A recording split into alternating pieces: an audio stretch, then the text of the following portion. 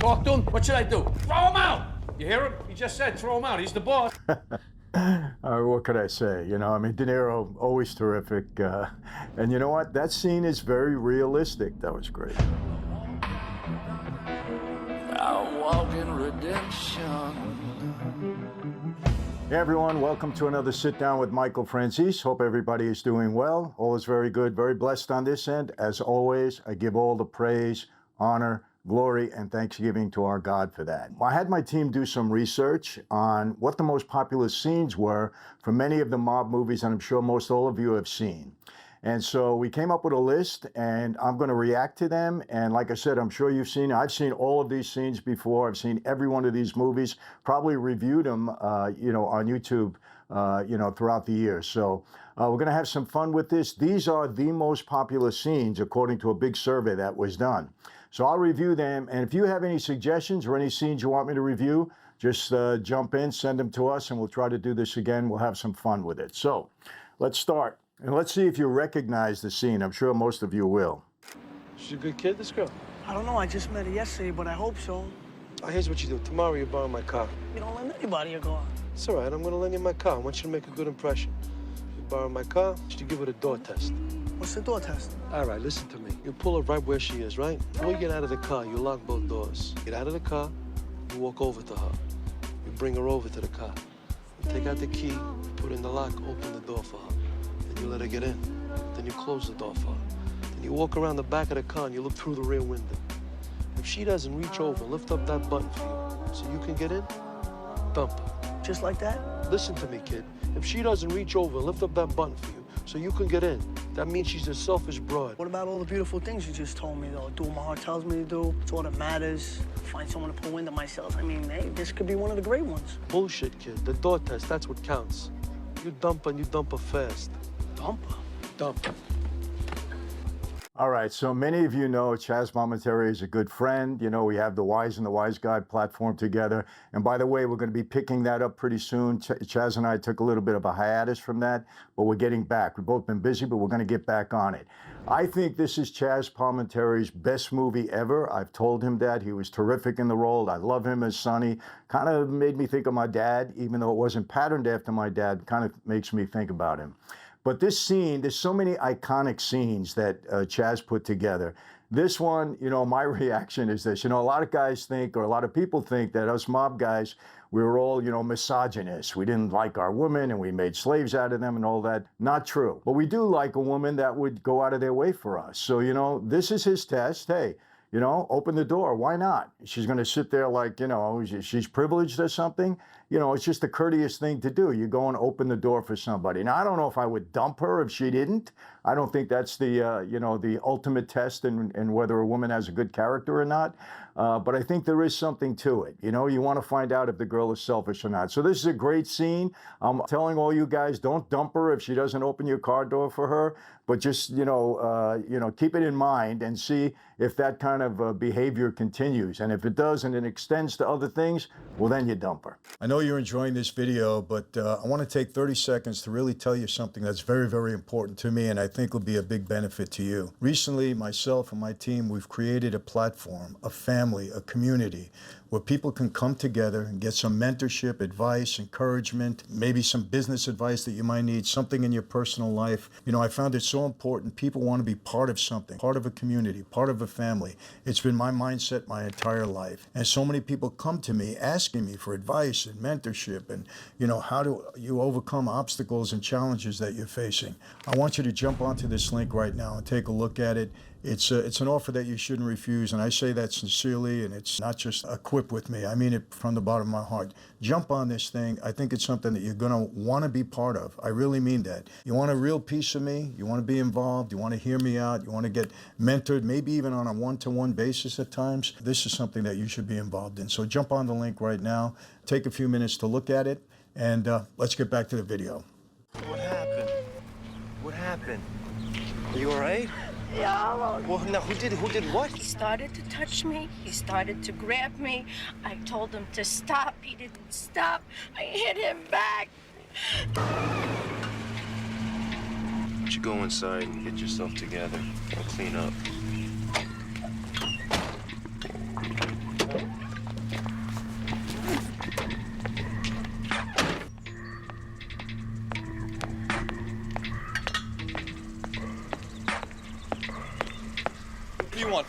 you want some? Hey!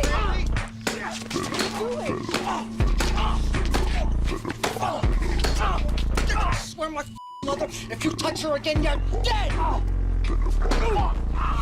That's it!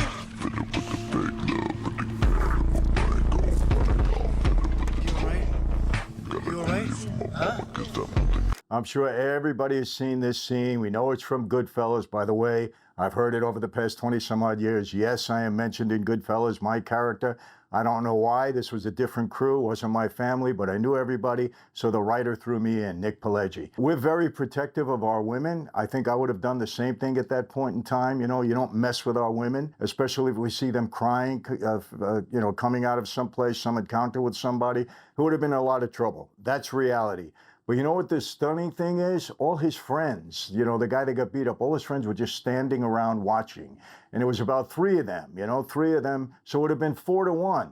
And they just stood there. So, you know, what does that tell you? You know, it's all about being a man. You got to stick up for your women. And if your friend is getting beat up, I mean, jump in. That was my reaction right away. Where are these guys? So, yes, I think you protect your women. You know, maybe he went a little overboard. Listen, I'm a solid Christian now. If somebody touched my wife, they're going to get the same kind of treatment, Christian or nothing. So I applaud this scene. Henry did the right thing. I will tell you this. I don't know if he would have done that in real life. I knew Henry pretty well. He wasn't that tough a guy, but he probably would have because he had the support of the family behind him. That's what he was supposed to do. So good scene. And yes, like I said, guys, I'm not telling you to get involved in any kind of, you know, deal like that, but you got to protect your women, whatever way you think is the right way to do it. So good scene. Well, great movie. Great movie. I love this film. I've come to see the difference between you and me. The difference, yeah? Right. What do you know? I grew up poor, like you. Yeah. I boxed as a lad, like you. But it didn't turn me into a thief. But it did turn you into policing, didn't it? Yeah. It did turn you into handing your own over at the bar, innit? You know, the difference between us, right, apart from, you know, the obvious, that is that I work for me. And you work for them. Great movie, and he's such a brilliant actor. You know, this reminds me of a couple of things. There was a movie called Manhattan Melodrama. It's an old movie, but it was terrific, about 2 good friends. One of them becomes a gangster, the other one becomes a prosecutor. And you see kind of the differences between the 2 of them, and they're 2 great friends. They just grew up in the same situation. One went one way, the other went the other way. So it reminds me of that. And also, you know, another thing, you know, my dad always told me, he said, you know what, you can never become a cop. And I said, why, Dad? You know, this was when I was younger. He said, well, because a cop takes an oath to lock up their own mother and father if they were to commit a crime. How could you ever do that? That's so disrespectful. You can never become a cop. And then I thought back, and later on in life, we had this discussion, and I said, well, you know what, Dad? We took an oath as made men, and we said that if our mother was dying and we were at her bedside and the family calls us to service, we leave our mother and we go and serve the family. So what's the difference, Dad? And he was kind of stumped on that. You know, he looked at me, got a little bit angry when I said that to him. And I said, hey, same thing. You know, we're leaving our parents. So, you know, and sometimes there are just little differences between the good and the bad. But anyway, it was a great scene. That's my immediate thought when I get to it. What do you think about that? It was a brilliant movie, by the way. Those 2 brothers, the Cray twins, it was a great movie. So you should watch it if you haven't. But that's my thought on that scene. Again, another brilliant movie. Are you in the Mafia? Am I in the what? Whatever you want to call it. Organized crime. That's total crap. Who told you that? Dad, I've lived in the house all my life. I've seen police come with warrants. I've seen you going out at 3 in the morning. So you never seen Doc Cusimano go out at 3 in the morning on a call? Did the Cusimano kids ever find $50,000 in Krugerrands and a .45 automatic while they were hunting for Easter eggs? I'm in the waste management business. Everybody immediately assumes you're mobbed up. It's a stereotype, and it's offensive. And you're the last person I would want to perpetuate it. Fine. There is no mafia.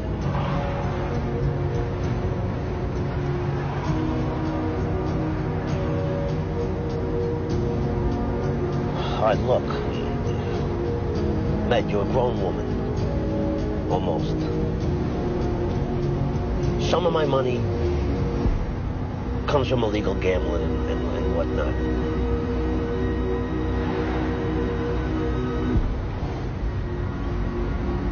How does that make you feel? At least you don't keep denying it like Mom. Kids in school think it's actually kind of neat. See The Godfather, right? Not really. Casino-y, like Sharon Stone, 70s clothes, pills. I'm not asking about those bumps. I'm asking about you. Sometimes I wish you were like other dads. Done like Mr. Scangarella, for example. An advertising executive for big tobacco. Or lawyers. Ugh, so many dads are full of shit. And I'm not. Finally told the truth about this?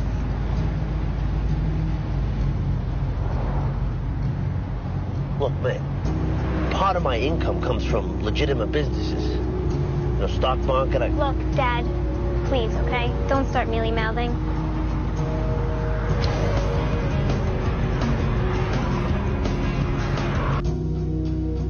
Wow, this scene certainly hits home for me. You know, I have 5 daughters and my wife, and you know, there were so many iconic scenes in The Sopranos, and this is definitely one of them. Now, have I ever been in a situation where I had to respond to one of my daughters about that life? Yeah. As a matter of fact, I'll never forget an issue that I had once with my youngest daughter, Julia. I was reprimanding my son, Michael Jr., who needed a lot of reprimanding throughout his life. Trust me, he was a tough kid to deal with. But we were going at it a little bit, and I was raising my voice to him. I'm all about discipline and raising your son the right way and all of that. And my daughter came down the stairs, and she heard us, and she looked at me, and she said, "Dad, you're not in the Mafia anymore." I said, "Whoa," because I never had that discussion with her. Obviously, it was very hard for my daughters not to know what I was all about because I had so much publicity and press. But yeah, I mean, initially we would deny it. You know, when my wife would ask me questions, I said, "No, come on." As a matter of fact, once I took her to see Goodfellas. And you got to understand my wife. She was never into all of this. She didn't want to talk about it. She didn't read any of my books, none of that. You know, and we watched Goodfellas, and, you know, she's seen me, my character portrayed in that movie. And she said, "Is this what it's really all about? Some of the graphic scenes?" And I said, "No, come on, it's Hollywood. They make things up." I still haven't admitted everything I should say to her or to any of my daughters. You know, it's a tough situation to be in. You don't want to talk about that. You know, it's offensive to women. It's offensive to a lot of people. So it's kind of a tough deal, you know, in relaying what you've done to your kids. And I can honestly say this. I've never sat down with either my wife or any of my daughters and really got into any of the things that I did during my 20-some-odd years on the streets. So it's a tough scene. I think Tony handled it right initially, and then he realized, okay, come on, she's not a kid anymore. She kind of understands, you know, we've given it away. And so at least he was, you know, partly honest with her. I think he did the best he could. I probably would have reacted the same way. So great scene, very authentic, and certainly hits home. Let's move on from that one. Joe Colombo. I kind of run things around here. Well, Mr. Colombo. Call me Joe. I gotta admit, I've never been... Listen, Al, have a drink. Yeah, okay. If I wanted to kill you, you'd be dead already. I'm kidding. I'm kidding. Look, you and me got a problem. It's about my movie. I think it's best if you hear me out first. Sure. Here's the problem. You want to make a movie that's going to make my people look like animals. And that ain't going to happen. So as a courtesy, I brought you here to ask you a question, man to man. What do you like more, musicals or westerns? Fred Astaire versus John Wayne. John Wayne. Yeah, me too. So stop what you're doing, go back to Hollywood, and make a cowboy movie. Because believe me, you don't want this kind of trouble. I understand that the book has not been well received within the Italian-American community. Well, you know. But honestly, the book is not the movie I'm gonna make. And I can promise you that my movie is not gonna be the book. What the fuck does that mean? It means that my movie is about a family that understands that the cops, the government, the entire criminal justice system is prejudiced against Italian-Americans. It's about immigrants and what they need to do to find justice in a world that's set up to fucking keep them down. I think I have a solution as well to our so-called problem. All right, well, my first reaction to this is this hits very, very close to home. This limited series, The Offer, was brilliant, by the way. I thought it was a terrific series. I loved it, really got into it. It wasn't, totally accurate, but the substance of it was pretty much, accurate the way it was. And I was around through this whole time. It was when Joe Colombo, who was my mentor when my dad went to prison, I love Joe, was forming the Italian-American Civil Rights League. It was at the same time that the movie The Godfather was being filmed. Al Ruddy, saw him many times come to some of the league meetings. Joe Colombo did have a tremendous influence over that film. And by the way, what Al Ruddy said here, this is about immigrants, and that wasn't what the movie was about. So I don't know if he ever said that to Joey, I can't say that. But the movie obviously wasn't about immigrants being oppressed by the police. It was about a mafia family. We know that. We saw The Godfather, brilliant movie. But, during that time, Joe Colombo absolutely had influence. He did get the word mafia removed from the script. He did, stop the filming at one point in time. There was a lot of issues going on throughout that time, and Al Ruddy did have his hands full with Colombo and the league and everything else, and he did go, bend over backwards to try to please him. Otherwise, that movie would not have been made. Joe Colombo had enough power at that time to exert over that whole production that it wouldn't have been made. So I thought it was brilliant. At first, I didn't like, I think his name was Ribisi, I forget his first name, that played Joe Colombo. In the first episode, I didn't like him that much, but then he kind of grew on me and he got, more into character. Because like I said, I love Joe Colombo. He was a mentor to me. I was there the day he got shot at the Italian-American Civil Rights League rally that we had at Columbus Circle. So again, an iconic scene, a great, great series, The Offer. If you haven't watched it, it's a Paramount production. Go on and watch it. I think there's 10 episodes and you'll certainly enjoy it. I can tell you this, at the end when Joey gets shot, that wasn't accurate at all the way it happened. But again, it did happen, obviously. He lingered for 7 years until he passed away. But again, great series, great scene, not really accurate because it wasn't about a family that, a bunch of immigrants that came here and were being oppressed by law enforcement. It was about a mob family. We all know the movie. But again, another iconic scene. Terrific. Let's move on. Listen, you come to Philadelphia anytime. You see what you want, any size, any shape, right? We'll get it for you. A nice Italian girl, loose spaghetti and meatballs. I prefer boys. Excuse me, I didn't catch that. I said I prefer boys. Italians, actually. Sometimes Greek, but I am not prejudiced, no. Because I happen to have had a Negro once. And a Tahitian who I bent up like a pretzel. I really f***ing hurt him.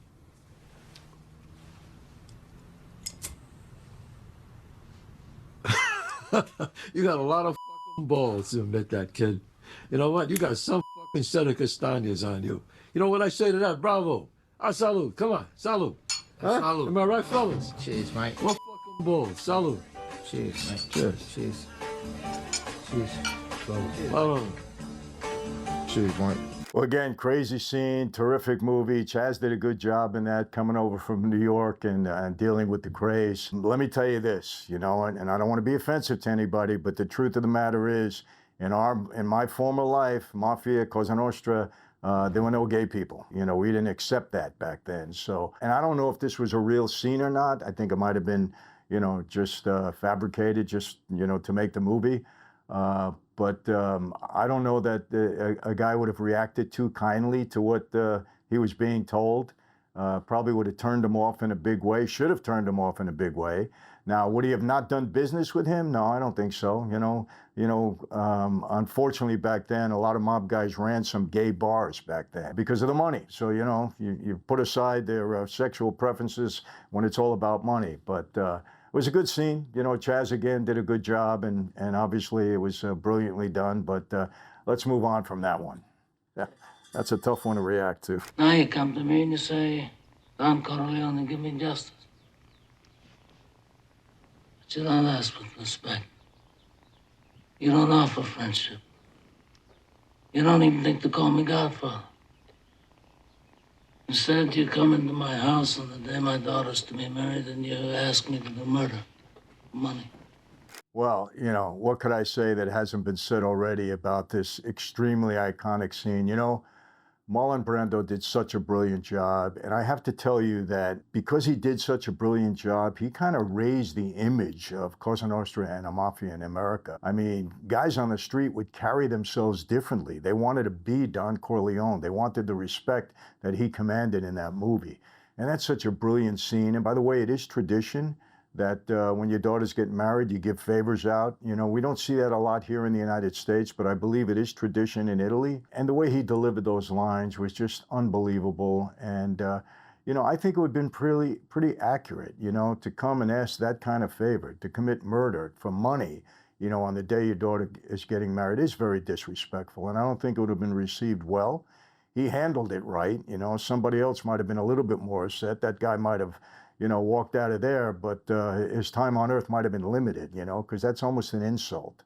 So great scene, brilliant. I don't think there was a scene in The Godfather that wasn't brilliant. That entire movie from, you know, the first opening frame till the last was just brilliant. There'll never be another one like it.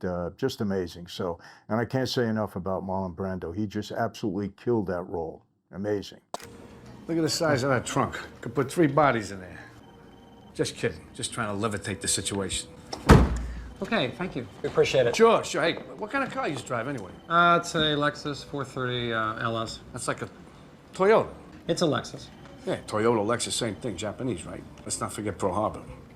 Anyway, let's get serious. You want to buy this car, what? Yay or nay? Well, I don't know. We have to think about it. Yeah. What's there to think about? I mean, you told me you liked it. You asked me 10,000 questions. I answered every single one of them. You drove it. You love it. What more do you need to know? You know, it's a lot of money, and we just need the time to consider it. Consider it? Yeah. Well, why don't you consider this? You've been breaking my balls for about an hour, asking me about every goddamn accessory in this car. Look, what about the light? What about this? You What cannot about talk this? to customers like that. You're not a customer as far as I'm concerned. You want to buy the car or not? Not from you. I want to see the manager. You want to see the manager? I'll show you the manager. Here's the manager. Right here. Here's the manager. Want to talk to him? What should I do? Throw him out! You hear him? He just said throw him out. He's the boss. What could I say? You know, I mean, De Niro, always terrific. And you know what? That scene is very realistic. I could absolutely, I know a bunch of guys that would have reacted the same way. It's tough to put a guy like us sometimes in a legitimate situation. We don't have a lot of patience for somebody like that. They look pretty snobby. I don't know if I would have reacted the same way, but I can relate because I had 2 automobile dealerships and I dealt with customers just like that. I didn't react like that, but you know, it was, I should have, or I might have wanted to, but brilliant scene, very, very well done. And yes, mob guys would not react kindly to somebody like that. So it was excellent scene. I'm sure you liked it too. That was great. By the way, which one am I talking to? Who's the boss? Well, I'm the oldest. Clearly. Are you laughing at my brother? Right, he's the oldest, you're the thickest. I'm told the boss is called Tommy, and I'm guessing that's you, because you're looking me up and down like I'm a f***ing tart. I want to know what you want. There were suspicious betting patterns at Kempton Park, a horse called Monaghan Boy. He won by a length twice and then finished last, with £3,000 bet on him. Which one am I talking to? Which one of you is the boss? First of all, Peaky Blinders, I got to tell you this. When I first started to watch it, I couldn't watch it because I couldn't understand them. You know, listen, I've done a couple of tours, speaking tours in the United Kingdom. You can't always understand them. When I had to do a Q&A, I had to have somebody translate, you know, the questions to me because I found out one thing. We speak American, they speak English, 2 different languages, trust me. But anyway, I stopped watching it, and then my brother-in-law said, watch it with the captions, you know, with the words. And I went through the whole series. It was absolutely brilliant. I thought, I forget his name, the lead character, but the way he handled himself, his demeanor and everything, really mob-like. He never really lost control. He was always very quiet. The same way he sat down and negotiated at this meeting. So, you know, everything we did at sit-downs, and the sit-downs were very respectful. You know, we couldn't call each other a liar. We couldn't get upset. We couldn't lose our temper at a sit-down. If you did, you know, not only would you lose the sit-down, but you might get yourself in trouble too. So I can see this happening. You know, there wasn't enough in that scene to tell you about the substance of what was going on. But quite often we would sit down, and you know, let me tell you this, these were opposite families, obviously, and again, maybe they didn't call them families back then, but you know, we didn't go to war in this country with each other. Whenever we had a war, it was a civil war, it was among ourselves, and it was usually for leadership. So anytime there was a dispute like that, we would sit down and we would negotiate it out. We didn't start killing each other. So I want to make that clear. Back then, I think they did go to war with one another, these rival gangs. So it was a little bit, you know, handled a little bit differently outside of Cosa Nostra. But it was a great scene. Tremendous, tremendous series. If you haven't watched it, you know, put the captions on, watch it. I think you'll like it. You'll get all the way through it. It was brilliant. Acting was terrific. Everything, the story was great. It was just brilliant. So really enjoyed it. All right, so I hope you enjoyed this. These were some iconic scenes from some of the greatest movies and TV series mob related. So I love to give my take on it. I know you like to hear my perspective, my take on it, having been there at one time, done that. So I hope you enjoyed it. And again, if you have a suggestion, you have a movie you want me to review, or a scene that you may want me to give my opinion on, write it in and we'll do this again. How do I always leave you? Same way, never going to change. Be safe. You know, I always preach that, ladies, especially. Be safe. Got a lot of stuff going on in this country now that we're, you know, that we got to be aware of. Be healthy. Try to keep yourself right. You only got one life to live. And yes, when I say this, I really mean it. God bless each and every one of you and your families. And now I always add this because these are critical times, people. God bless America. And yes, see you next time. Take care.